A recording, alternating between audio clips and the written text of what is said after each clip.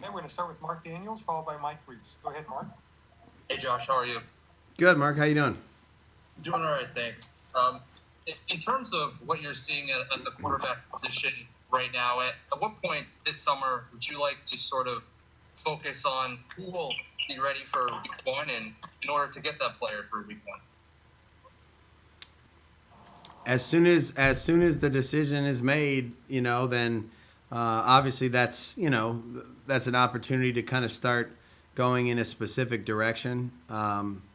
I think there's probably a lot of cases on our roster right now. Just speaking for our side of the ball right now, that I'd say, you know, you're looking to try to sort through some things, and obviously the quarterback situation is one of them. But the quicker those decisions end up being made, then then you kind of start heading in a certain direction. But I think at this point in time, in camp, the competition that we're seeing across the board on our football team at each position offensively is really what we're looking for, because I think that's what makes us all better.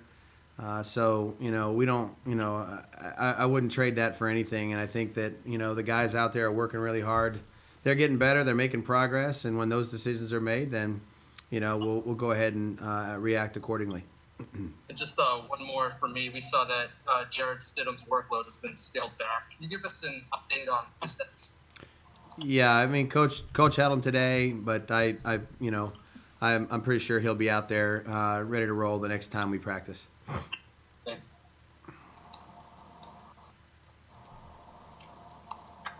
Hey, Josh. Hey, Good Mike. to see you. Good to see I got you. a two-part question here. Okay. The first, just to follow up on the quarterbacks, on Cam, just being a late addition and catching up on the system. Mm-hmm. Where do you see him in terms of being caught up to the system? And then the second part is the rich history of slot receivers here in New England. And where do you put Julian Edelman in that conversation? Okay. Cam, Cam, again, we added him basically in July, and I think he's really busted his butt to try to learn and grow each day that he's been with us. And there's absolutely no shortcut to really, going through it and repping it in practice, and seeing it and calling it and reacting in full speed on the field to different situations. I would just say that each player at that position is in a different spot relative to how much experience they've actually had playing in our system, which really isn't a whole lot for any of them at this point. And so, to me, I think the goal is to push and try to get to a point where you feel comfortable with as much of it as possible. But there's also you got to have a governor on that.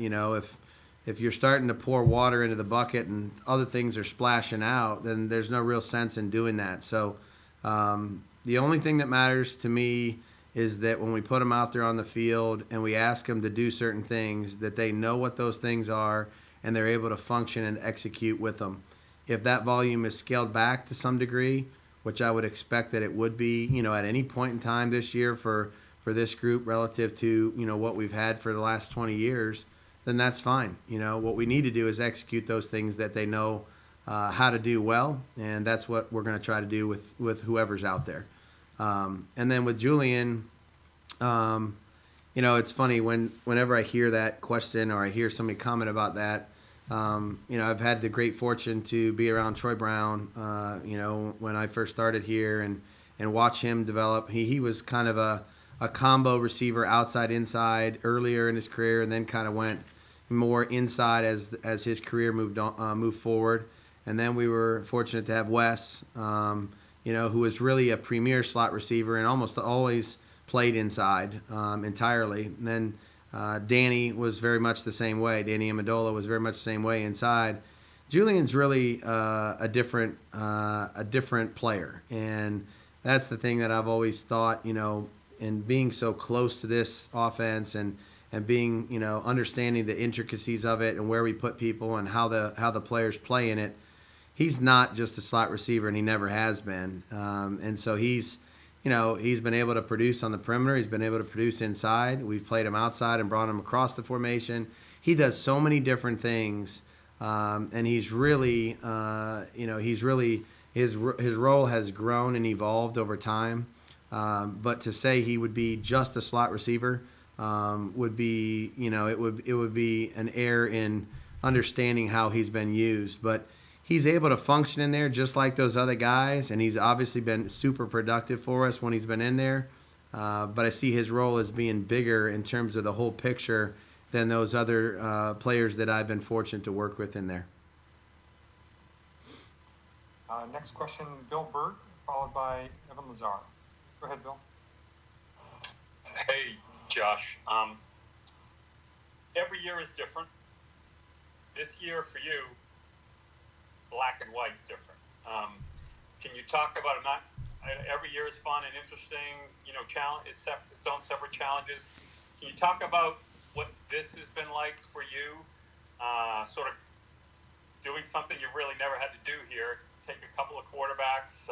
Tom's not here, and try to figure this out. Not only who's going to play, but also the offense you're going to run and plans going forward. Has it been I don't know if fun's the right word, but talk about that challenge and what it's been like for you.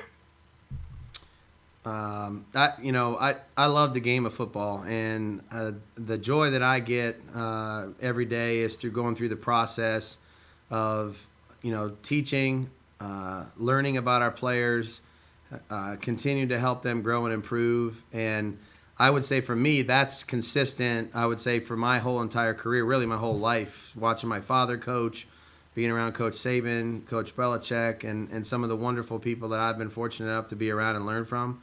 And I get a tremendous amount of joy from that. And so that part for me is very stable. It's very consistent. Relative to the position of quarterback, I mean, again, adapting the offense and tailoring it to a player at that position is no different in one regard to adapting it to the certain type of receivers or tight ends or backs that you have. You do the things that those players understand and do the best. And so for me, that part is also consistent. I mean, certainly, Tom leaves and, there's a different player here. So that's going to be a change. But I would say the way we approach it and the way we are trying to work to improve and grow as a football team, and that's the one thing I always keep in mind is we're a team, and we have to be one part of the three-part whole, and so our job is to try to go out there and score as many points as we can, take care of the football, and win the field position battle when we can, and to do it with a different quarterback. I mean, I have had some experience here doing that. And I look back on those memories and those experiences, and I gained a lot of insight into, when to pull back, when to push ahead, when to challenge them to do more, when to take something off their plate. And that's really what you have to do. That's coaching, and so the worst thing I can do is try to put a player out there and put him in a position that we know he probably won't succeed in. That would be a poor job on my part, and we're going to try not to let that happen. So great energy in the building. I know I love coming to work every day. We're fortunate that we're able to be here and work in this environment. I know what's going on in the world, and with the joy and the energy that we're seeing from the players here at practice every day, in the meetings, it's really incredibly fun.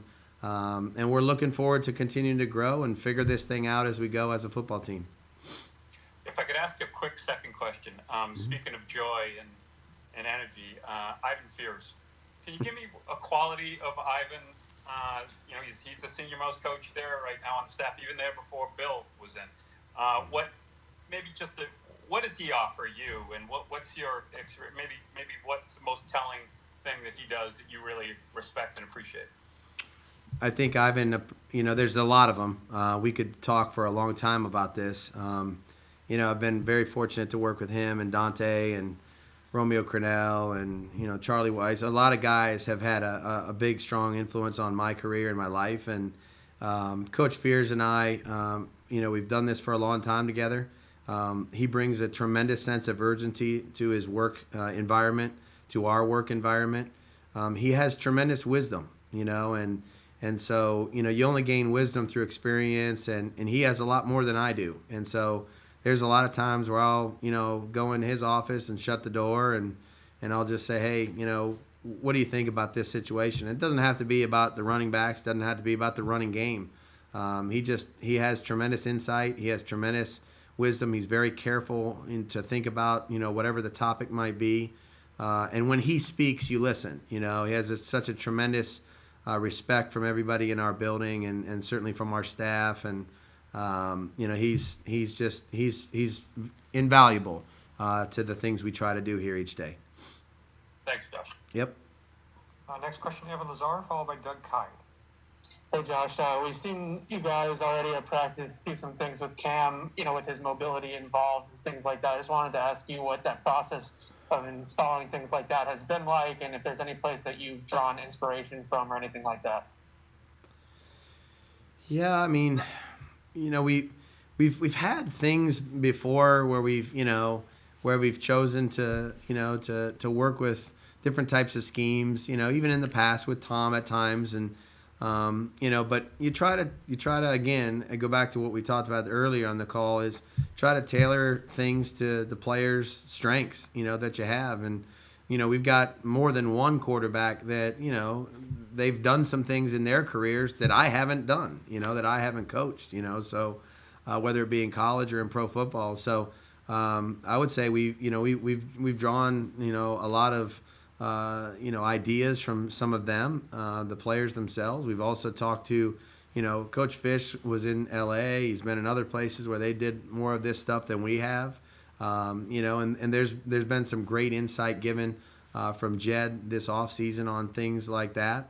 And obviously you have certain things that you have in your package, you have in your playbook, you have in your system that you choose maybe not to use as much during the course of a certain period of time, and then you bring it back out when it's applicable. So, it's been fun. It's always kind of interesting when you embark on trying to learn and execute a new scheme and some things like that. We always try to put new schemes and new things into our offense during the course of each day in training camp, because that's really what simulates a normal game week for our players. Thanks, Josh. Yep.